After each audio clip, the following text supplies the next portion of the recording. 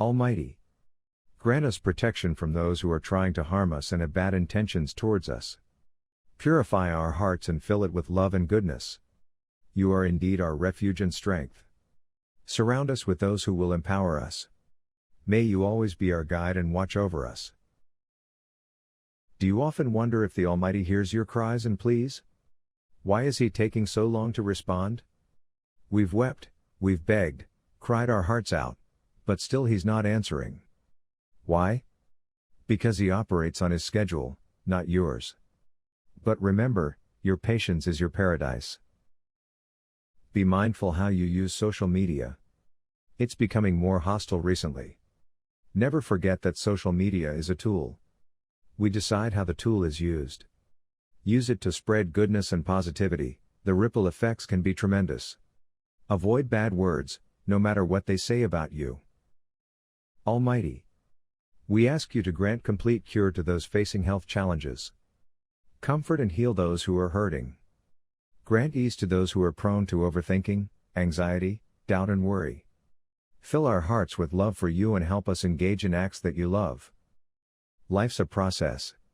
It's not something you can rush according to your schedule. Some parts of your journey will be more challenging than the rest. But you have to persevere and embrace every part of it. Do it with beautiful patience. The lessons learned are invaluable. People will talk. No matter what you say or do, you can't stop them from talking. So let them talk because the Almighty will protect your reputation. As long as you've done right and not hurt or harmed anyone, don't worry. He will be on your side and keep you safe. Good things take time and patience.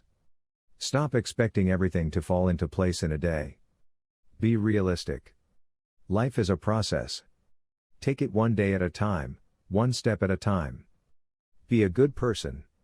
Do good, do what's right and things will work in your favor. Above all, be patient. Satan's goal is to create division and confusion.